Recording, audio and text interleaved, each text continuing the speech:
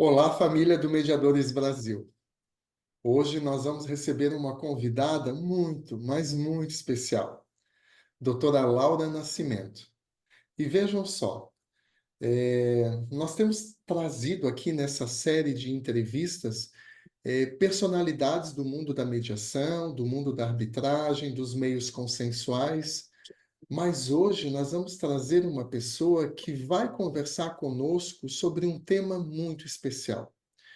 Um tema que, para nós mediadores, por vezes é desconhecido.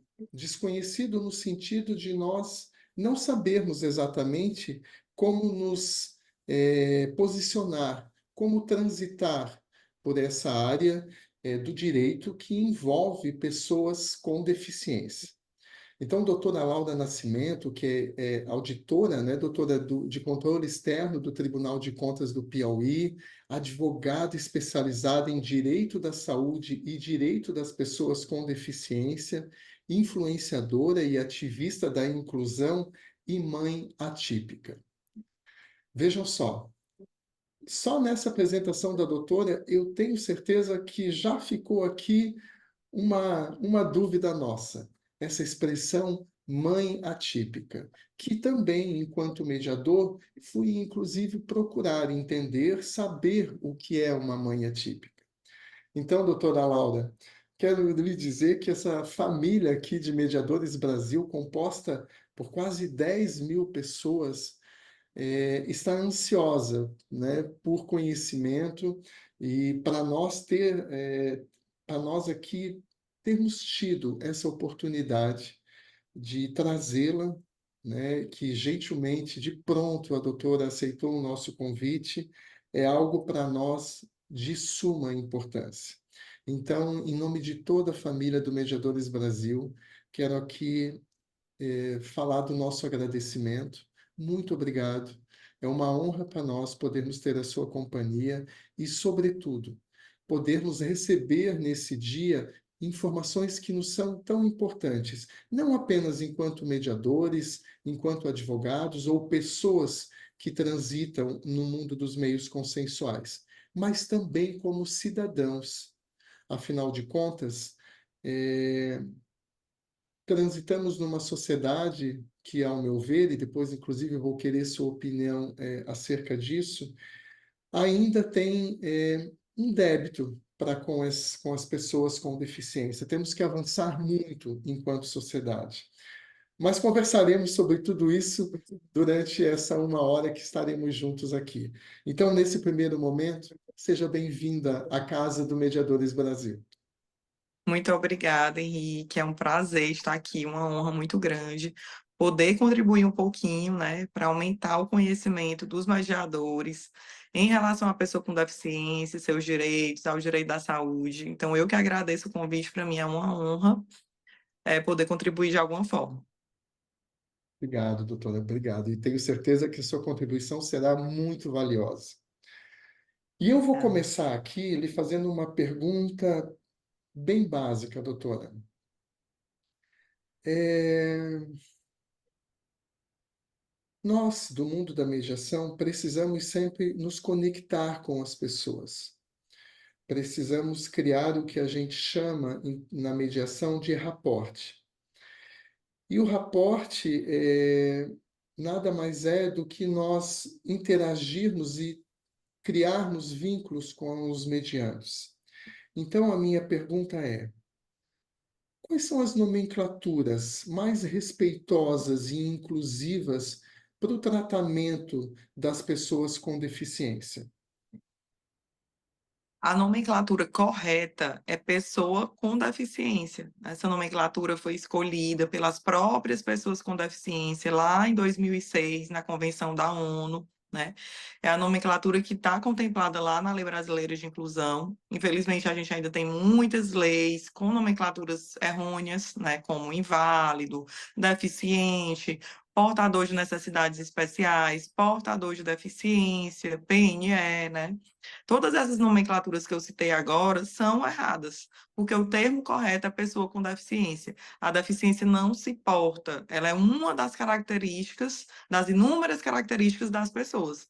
Não, a gente não porta a deficiência.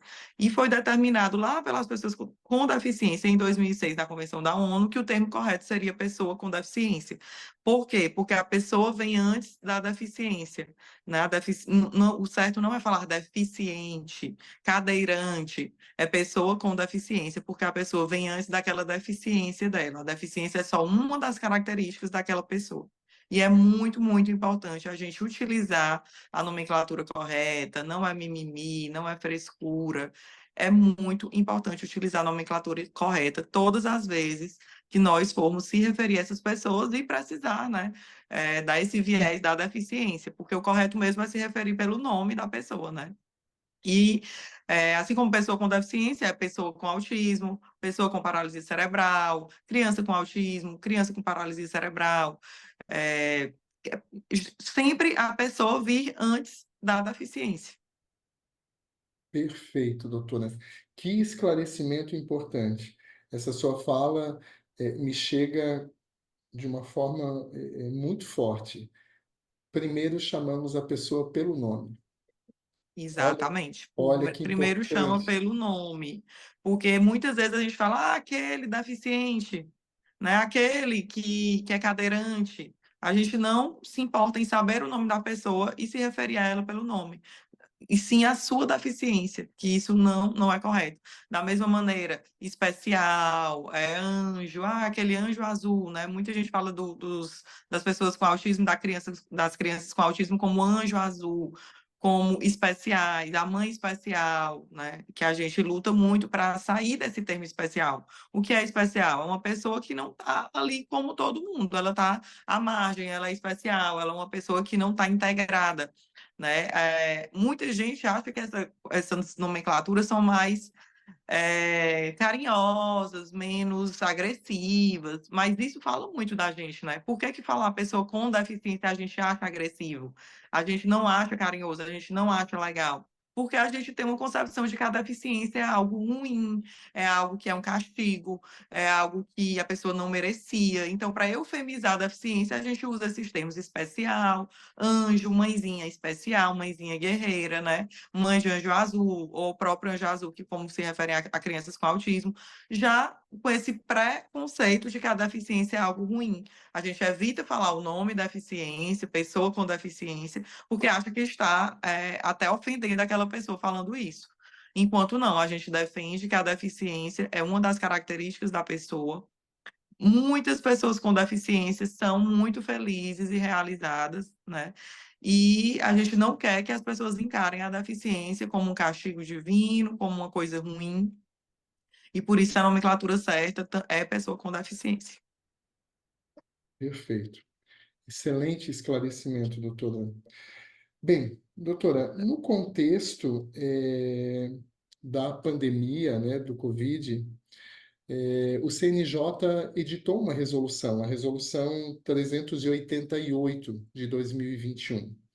E essa resolução ela veio numa tentativa de fortalecer o diálogo institucional, sobretudo visando construir com os gestores, né, tanto estaduais quanto municipais de saúde, uma política pública que não fosse impositiva, que não tivesse aí o condão de que as resoluções necessariamente viessem através de sentenças, né, de decisões judiciais.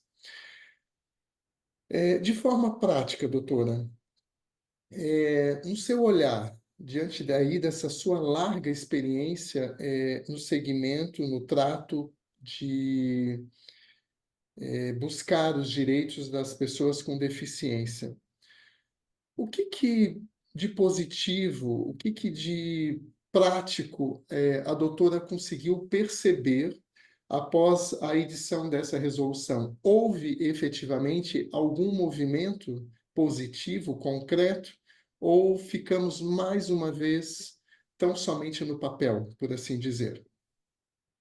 Essa iniciativa, ela promoveu um diálogo mais efetivo, né, entre os órgãos judiciais e os gestores de saúde. Promoveu, sim, esse diálogo, mas a gente ainda precisa avançar muito, né?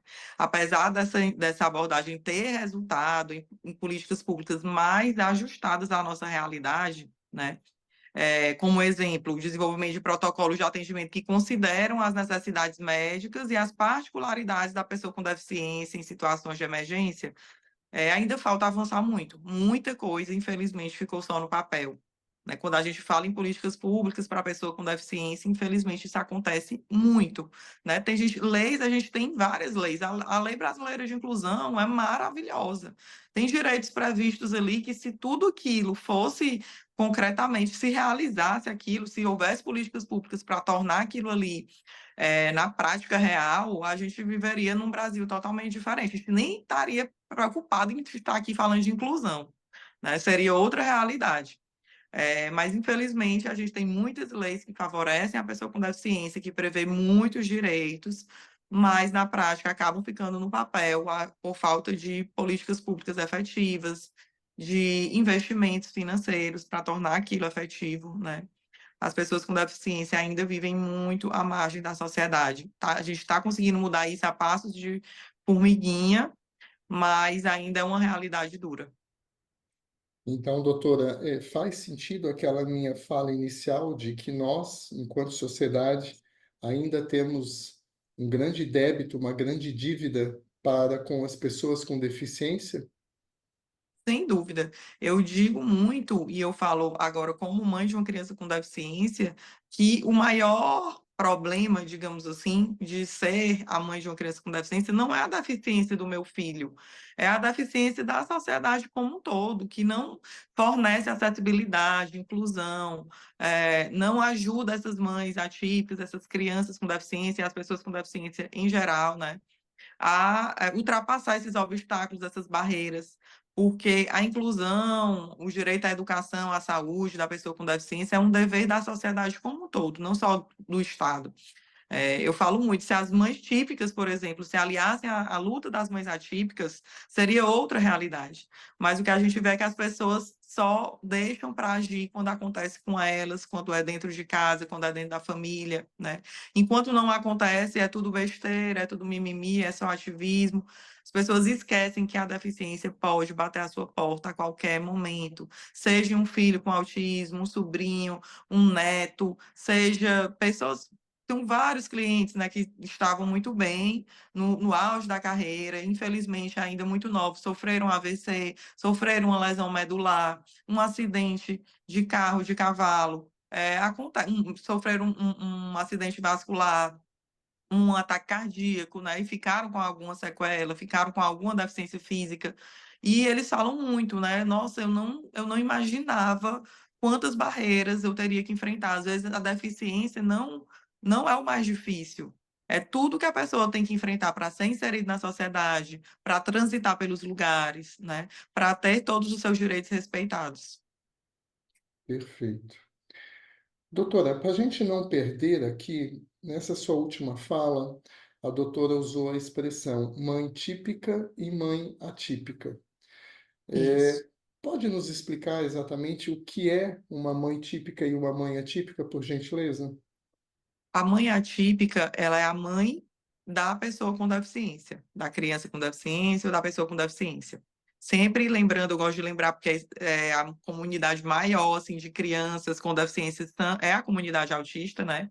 Então, autismo é deficiência para todos os efeitos legais, de 2012, a Lei Berenice Piana, que instituiu o autismo como deficiência. Então, é a mãe da criança com deficiência, daquela criança que possui algum tipo de deficiência, seja autismo, seja paralisia cerebral, seja síndrome de Down, alguma outra síndrome rara, né? E a mãe de uma criança neurodivergente. E a mãe típica, pelo outro lado, é mãe de uma criança que não tem qualquer tipo de deficiência, uma criança típica, né, que a gente gosta de falar muito.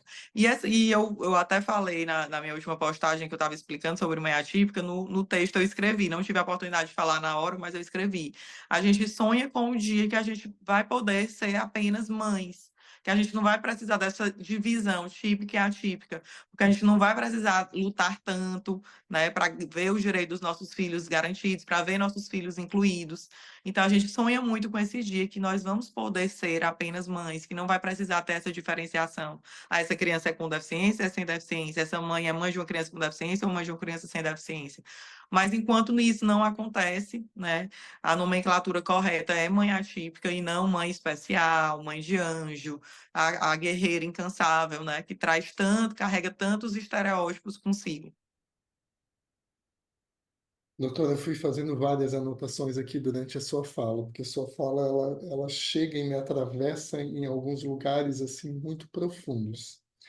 E durante essa sua última fala, foi inevitável que eu recuperasse aqui na minha memória um vídeo que eu achei muito impactante seu, aonde a doutora comenta de uma fala que, se eu não me equivoco, eu vi esse vídeo seu já faz algum tempo. Eu acho que era no aeroporto, onde uma pessoa teria lhe dito: por que que a senhora não tem um outro filho para que o seu filho, né, porque me parece que a doutora tem dois filhos, um com Sim, deficiência e um não, e essa pessoa teria dito: por que que a senhora não tem um terceiro filho para que o seu filho possa ter um irmãozinho, né? nisso. É, eu fiquei muito impactado quando eu vi esse seu vídeo, porque é inevitável que a gente relembre, né? E eu gostaria de ouvi-la acerca disso, de que para além de toda essa sua luta, né, jurídica, em busca, né, enquanto advogada do direito das pessoas com deficiência, eh, eu vejo um trabalho louvável, né? Porque a doutora não ficou restrita a fazer um trabalho em busca dos direitos do seu filho, né? Mas Sim, expandiu isso para que outras pessoas possam ter aí, através da doutora, seus direitos assegurados.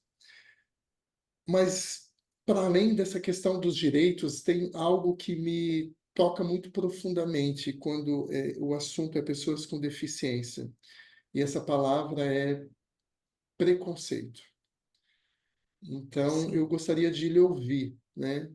Desse lugar que a É, doutora ocupa, como que é essa essa situação de chegar a ter uma pessoa que anule tanto a existência de uma criança com deficiência a ponto de dizer: tenha um outro filho para que seu filho tenha um irmão?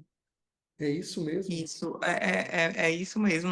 Quando eu escutei isso, eu até falei lá na palestra, no vídeo que eu postei, eu nem entendi, assim, a priori eu nem entendi. Depois que foi caindo a ficha que aquela pessoa tinha dito aquilo mesmo, né?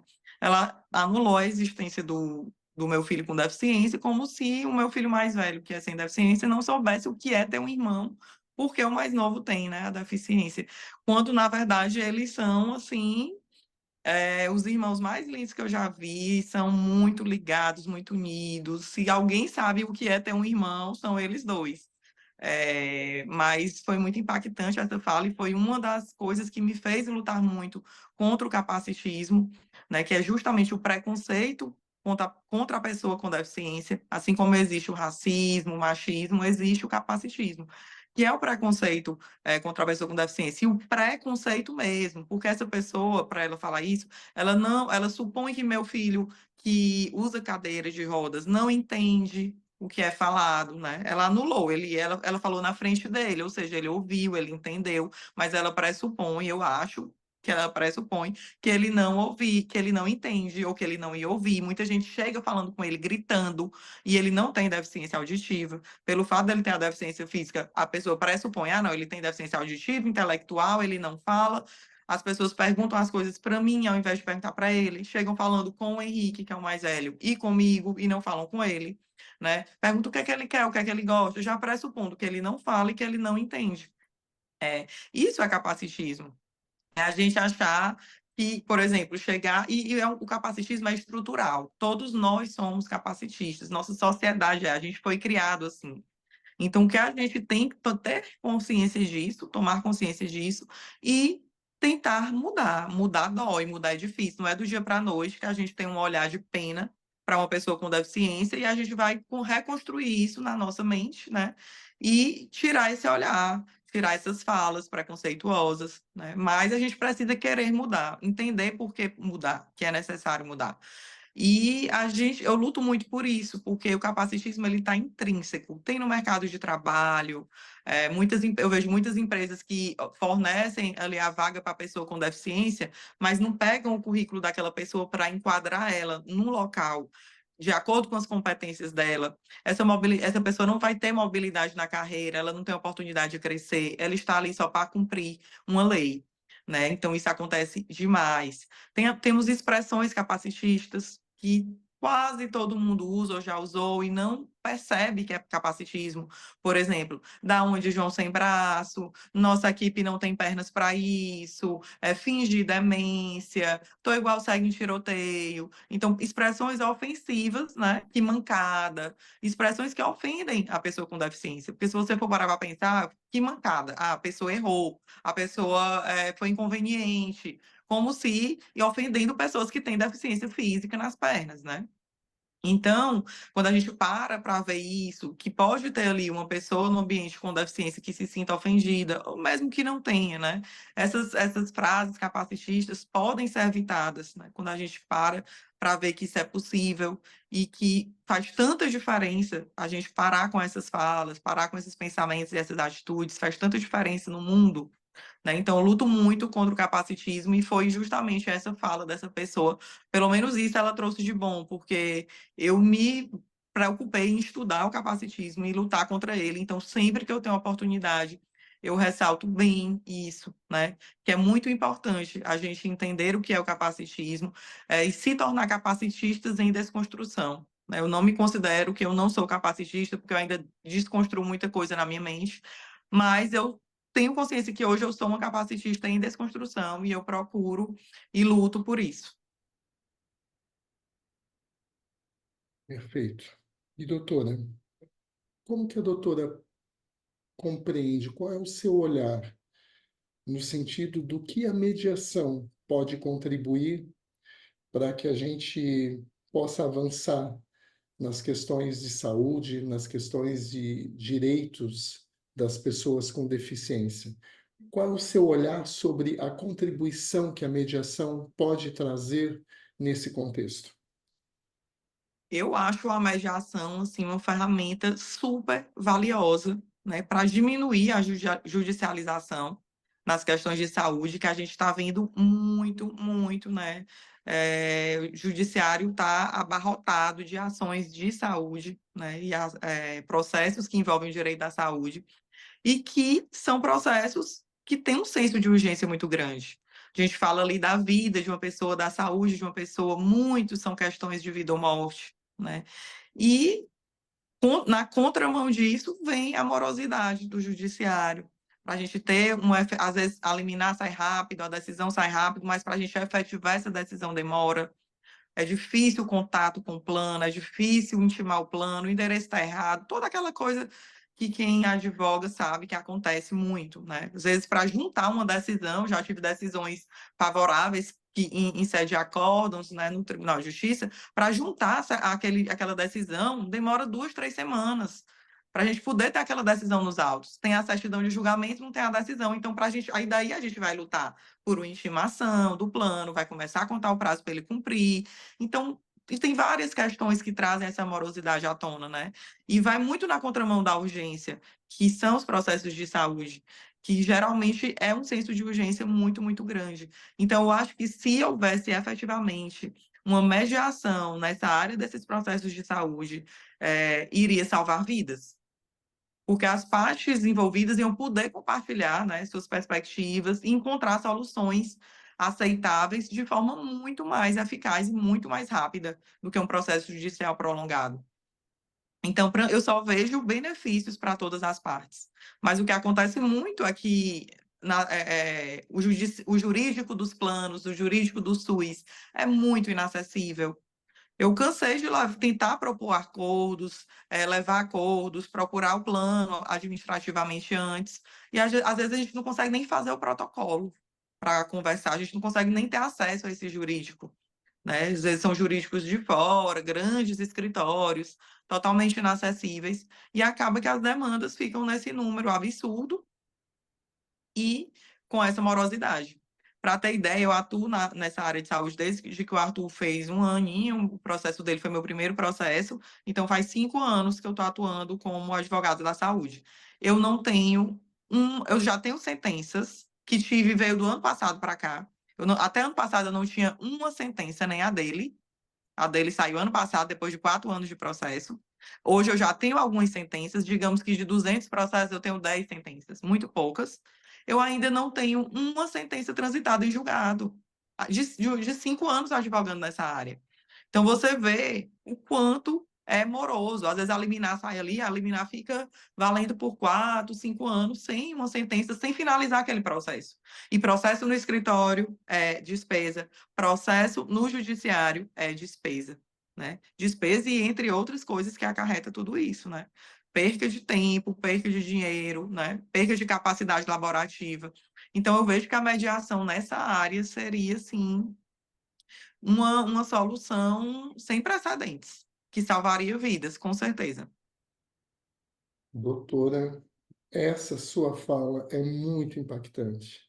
E quando a doutora coloca essa realidade das pessoas com deficiência dentro do contexto temporal, veja o que a doutora nos traz. Advogando há mais de 4 anos, não há nenhuma sentença transitada em julgado. Então, vejam, nós estamos falando de que nem sempre, né, esse caminho do judiciário ele está em consonância com a humanização na efetivação dos direitos, né? Sim, Temos aí uma lacuna, né? E como a doutora disse, por muitas vezes questões que são tão urgentes que ficam ali vigindo diante de uma liminar para que depois de um tempo decorrido se venha uma sentença.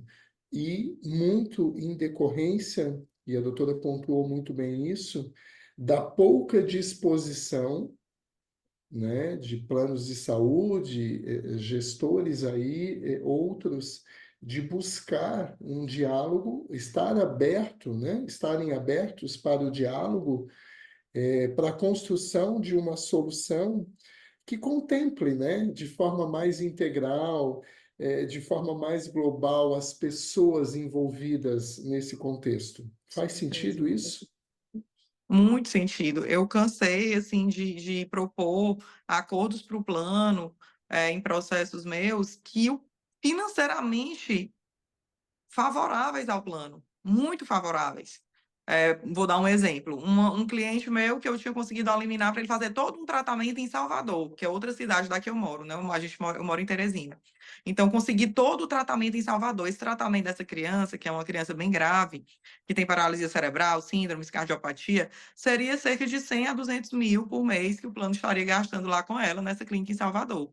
Pois hoje, né, o processo prolongou tanto, o plano não cumpriu. Desde o começo a gente já conseguiu eliminar, mas o plano não cumpre, é multa atrás de multa. Enfim, não cumpre. O plano cansou de levar a multa, disse: não, eu vou cumprir agora em Salvador, vou cumprir do jeito que está lá na decisão. A mãe disse: os tratamentos que eu pedi lá no começo, há anos atrás, hoje tem em Teresina. Podem pagar aqui, que eu prefiro, para não ter que me deslocar com uma criança com deficiência física. E aqui muito mais em conta, né? Eles não teriam que pagar passagem, hospedagem, nada, um tratamento muito mais barato. Pois para fazer esse acordo, eu estou tendo uma dificuldade enorme. Eu já estou há mais de meses, estou com 1 mês e meio, vai fazer 2 meses, tentando falar com o jurídico do plano para a gente formalizar esse acordo. Então, para você ver como é difícil, eles são muito inacessíveis, o jurídico dos planos, né? E muito avessos, né, acordo, nas audiências não levam proposta de acordo, audiências de conciliação aqui é só para dizer que teve, eu já peço a dispensa na petição inicial, porque nunca eu fiz um acordo em audiência de conciliação. Ou seja, né, doutora, temos que avançar muito enquanto sociedade na retomada do Sim, diálogo, né? Porque veja que o que a doutora me traz, lógico, para além aí de uma questão jurídica, e talvez até poderíamos usar aqui a expressão para além de uma questão de bom senso, porque obviamente se é muito mais barato para o plano o tratamento em tal cidade, não me é razoável que vá pagar mais para que o mesmo tratamento seja ofertado numa outra cidade. É, Então, para além dessa questão jurídica, eu penso que temos aqui que lançar um olhar sobre a perda da capacidade de diálogo, né, enquanto sociedade, Sim, porque fomos, eu acredito, né, pelo menos sou da época que meus pais ainda diziam em casa, conversando a gente se entende, né? E esse conversando a sem gente se dúvida. entende foi, me parece, sendo perdido aí com a nossa caminhada, né? Então, hoje vivemos um momento de pouco diálogo, ao meu ver, embora, quando nos abrimos ao diálogo, percebemos a grande função, a grande importância e a grande resolutibilidade que ele tem na condução dos nossos conflitos. E a doutora traz aqui uma prova cabal, né? De que a falta do diálogo, inclusive, por vezes nos coloca num lugar pouco explicável, né? Pouco explicável, como esse dessa questão envolvendo o tratamento dessa criança. E quem sai prejudicada é a criança, né? Infelizmente. Isso, que é o maior interessado. Exato, porque a mãe não tem condições de arcar com o tratamento. O plano não tem rede credenciada apta. Ela Exato. encontrou o tratamento prescrito em Salvador. Hoje já temos aqui em Teresina. Então, qual seria? E o plano já disse, vou pagar em Salvador. Então, é uma questão que, assim, é difícil entender por que que não se chega logo a acordo, começa o tratamento dessa criança que já está há tanto tempo aguardando, já teve prejuízos na sua saúde por isso, né? E que, sobretudo, essa falta de diálogo, né, como a doutora colocou, nos leva para esse caminho da judicialização, né? Então, temos uma morosidade do Poder Judiciário, mas uma morosidade que nós, enquanto sociedade, temos uma grande responsabilidade sobre a existência dela, né? Porque ao não Sim, nos abrirmos para o diálogo, e é o plano de saúde muitas vezes que faz isso, o nosso vizinho, que muitas vezes tem pouca disposição para conversar, a pessoa com a qual nos envolvemos num eventual acidente, ou seja, é, um olhar um pouco mais sistêmico, me parece que, enquanto sociedade, temos pouca disposição para conversar diante, né, das nuances, da vida, falo aqui especificamente dos nossos conflitos, e essa pouca disposição, tem nos levado a essa judicialização massiva, que obviamente acarreta nessa morosidade do próprio sistema. Então veja sem que dúvida. é uma retroalimentação que, de alguma forma, precisa ser revista, né, doutora?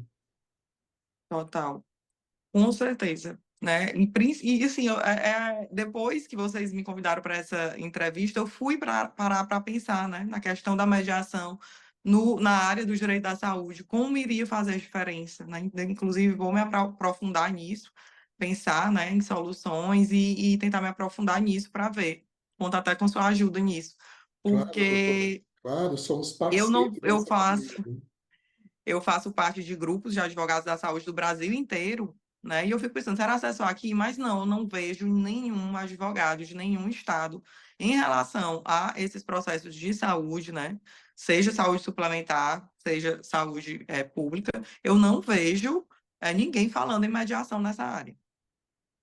Exatamente, doutora. E eu acredito que essa mudança de consciência, né, dos gestores da área de saúde, quer sejam hospitais, médicos, planos de saúde, operadoras, é, podem possibilitar uma transição, né, desse paradigma da judicialização, do conflito, para o paradigma do diálogo, da busca pela resolução que atenda, né, os interesses e as necessidades e possibilidades aí de todos os envolvidos. Então, eu acredito que talvez a gente esteja dando aqui, doutora, uma largada, né? Seja um ponto de partida para que a gente ressignifique os conflitos envolvendo aí as pessoas com deficiência. Eu quero Com acreditar muito certeza. que temos sim essa possibilidade e de pronto, doutora, me colocar aqui totalmente à disposição para que a gente possa fazer uma caminhada prospectiva nesse sentido. Sem dúvidas. Eu acho que tem que ter um primeiro passo é uma mudança de mentalidade, né? Não só nos planos de saúde, com os magistrados, com os próprios advogados de saúde, com as próprias partes, os próprios autores das ações, né? Eles sabem, eu tenho certeza que se chegar para qualquer mãe de criança com deficiência e falar que existe uma possibilidade de diálogo, de resolução consensual sem processo, elas não vão pensar duas vezes, porque um processo na área de saúde adoece as mães. É muito difícil você saber que a vida, que a saúde do seu filho está na mão ali de um juiz, está na mão da atuação de um advogado, né? Às vezes a gente vê advogados que começam a atuar, desistem, aí perde prazo. Então, às vezes não tem mais jeito o processo. Então, é difícil para essas mães enfrentar o processo judicial. Quando dá tudo certo, ainda é difícil. Imagine quando dá alguma coisa errada. É difícil elas entenderem que numa mesma clínica está ali o filho da mãe do lado, às vezes com o mesmo advogado, tá o filho de um lado fazendo tudo pelo plano, com o custeio do plano, e o outro processo teve alguma coisa que não deu certo, e ela está tendo que custear, ele está fazendo menos terapias do que deveria, do que foram prescritas. Então, eu tenho certeza que qualquer pessoa com deficiência, ou mãe de pessoa, ou pai, mãe de pessoa com deficiência, se houvesse essa possibilidade efetiva de resolução dos conflitos, sem judicialização, eles iriam preferir muito, muito mais, porque realmente causa um adoecimento, uma ansiedade, uma angústia muito grande. É uma luta adicional a toda a luta daquela família. Uma fala sua que ficou reverberando aqui para mim, doutora. Processos em casos de saúde adoece. Adoecem. E adoece é todo mundo, não é só a família, não. Os advogados adoecem também, porque é muita pressão, né? Vem pressão da família, porque quer logo aquela decisão, porque não entende por que que a dela não sai, a do colega do lado sai. Vem a pressão dos planos, né? Que os planos pegam muito pesado nas contestações, querem, fazem alegações, né? Eles estão muito intimidadores, muitas vezes tentam intimidar o advogado de alguma forma. Até porque o advogado também tem plano, também tem um filho, também tem um processo tramitando muitas vezes. Então, é pressão por todos os lados. E não é só a família que adoece. Eu já tive que dar paradas, assim, porque é muita coisa. E você tem aquele peso de que aquela vida daquela criança, aquele destino dela, o prognóstico dela depende daquela cirurgia, daquela terapia de qualidade, que você está ali atuando da causa e que não depende só de você, para que dê tudo certo, né? Então, o advogado também sofre, a família, claro que sofre muito mais, por estar ali dependendo de terceiros para ver o direito dela sendo cumprido, né? E ver que um processo demora, o outro não demora, um dá certo, o outro não dá certo, às vezes os dois dá certo, mas o plano cumpre muito mais rápido esse aqui do que esse aqui. Então, é um processo, não é um processo fácil. Acho que nenhum processo é fácil, mas processo na área de direito da saúde é mais difícil ainda, porque envolve vida, porque envolve saúde, envolve uma urgência urgentíssima. São causas muito sensíveis, né, doutora? Exatamente. Bom, eu quero lhe dizer que se dependesse de mim, eu gostaria de ficar aqui essa tarde, né? Porque nós estamos fazendo esse bate-papo aqui numa tarde de uma terça-feira, e então eu ficaria aqui porque é um tema que realmente me é muito caro, é um tema que tenho muito a aprender e poder ter a oportunidade de estar com a doutora aqui é, é uma experiência fantástica porque temos a oportunidade de nos lapidarmos nesse assunto. Mas eu ainda quero aproveitar a presença da doutora aqui para lhe fazer uma última pergunta. Eu não posso deixar Sim. essa pergunta passar, doutora. O que enquanto mediadores, enquanto advogados que apreciamos o diálogo como forma de resolução de conflitos, o que podemos fazer como podemos contribuir para a divulgação, para que a população seja melhor informada sobre os direitos das pessoas com deficiência?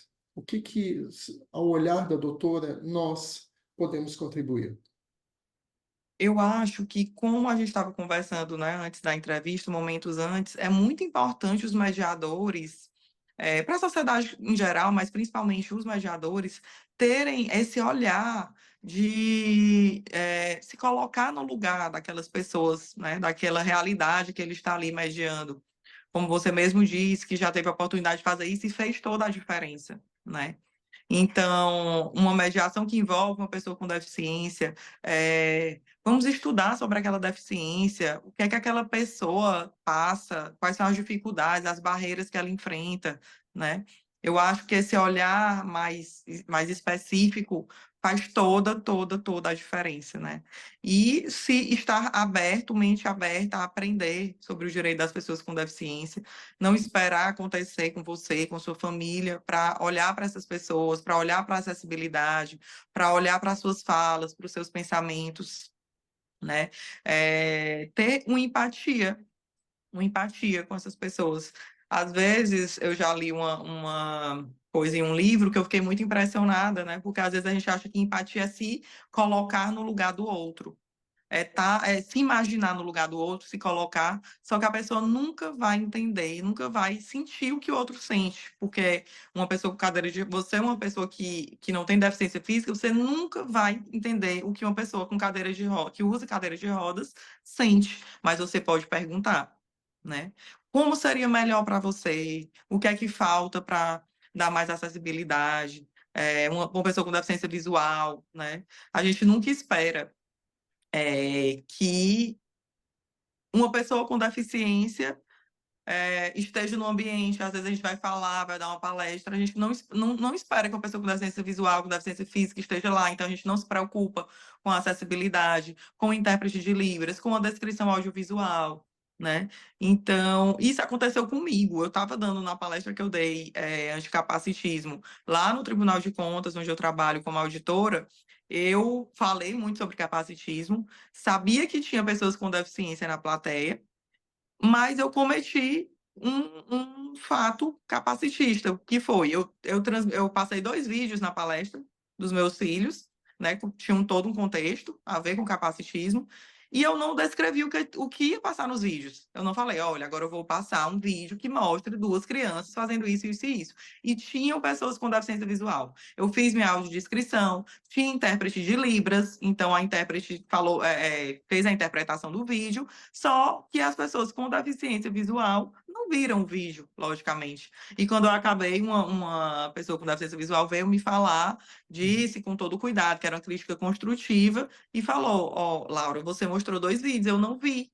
Eu não sabia o que tinha. E quando acabou o vídeo, você ainda disse assim: Você viu o que eu passei no vídeo? Não, a gente não viu. Tinha mais de 10 pessoas com deficiência visual, a gente não viu, ninguém disse o que passou no vídeo, né? E eu fiquei pensando como realmente a gente é capacitista em desconstrução. Nunca mais vou errar isso, mas até numa palestra que eu estava dando sobre capacitismo, eu cometi o capacitismo, né? Então, esse olhar, você perguntar para o outro como ele gostaria de ser tratado, né? O que é que ele precisa para se sentir incluído, é muito, muito, muito importante.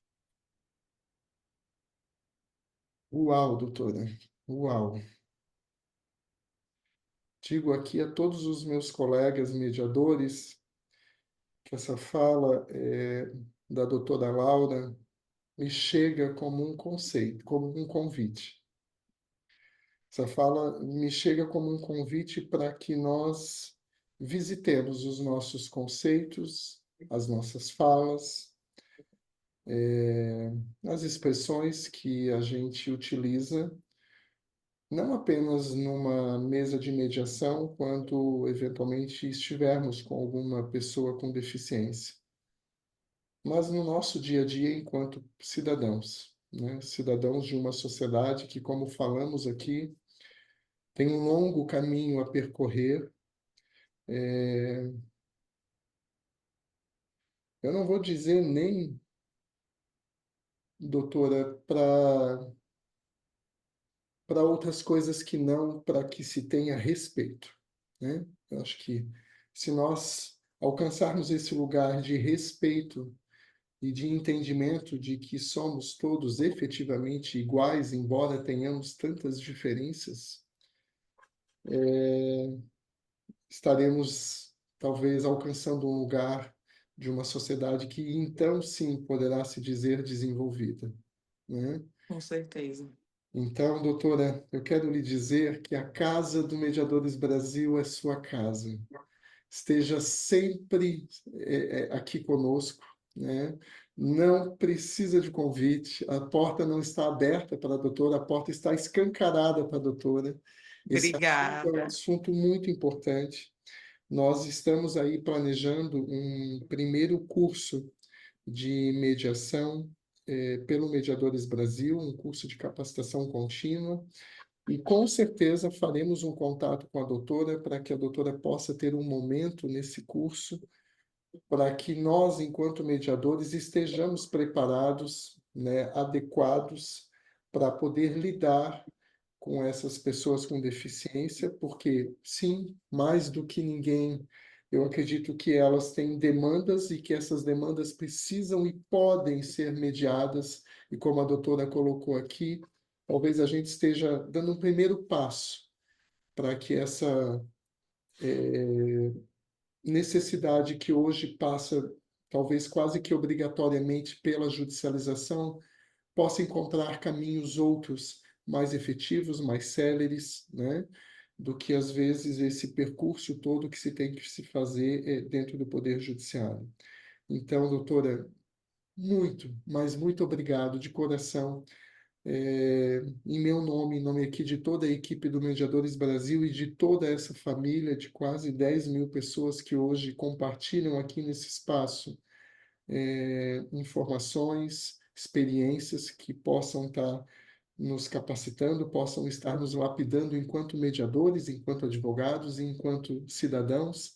Somos muito, muito gratos à sua disponibilidade, à sua gentileza de passar esse tempo aqui conosco e que eu tenho certeza que é o primeiro encontro de muitos que virão.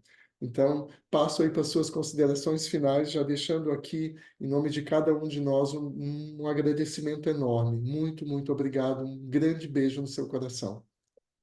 Eu que agradeço, Henrique. Quero dizer que estarei sempre à disposição. Pode me chamar, que eu virei com todo o prazer. Adoro falar sobre esse assunto. Eu acho que vocês perceberam. Eu amo, eu quero realmente. Eu tenho esse sonho de mudar o mundo para que meu filho nunca mais passe por isso. Escute uma pessoa falar isso, que as pessoas pensem antes de falar, né? Não tenham preconceitos em relação às pessoas com deficiência, né? E eu acho que é com esse trabalho de formiguinha, pouco a pouco, que a gente vai conseguindo essa mudança, né? Se eu impactei ou fiz você pensar, eu tenho certeza que e você vai repassar isso para outras pessoas, e aos poucos a gente vai mudando.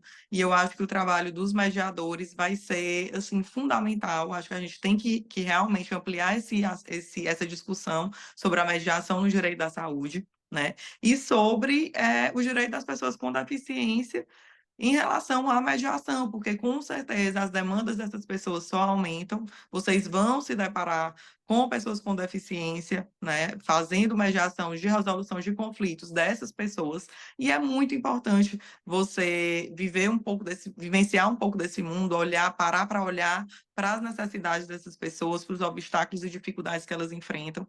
Então, eu acho essa iniciativa fantástica de você realmente se preocupar com isso, levar isso para os outros mediadores, e eu acho também que vai ser o primeiro de muitos, e muito frutíferos e produtivos como esse foi. Muito obrigada pelo convite, estou sempre à disposição.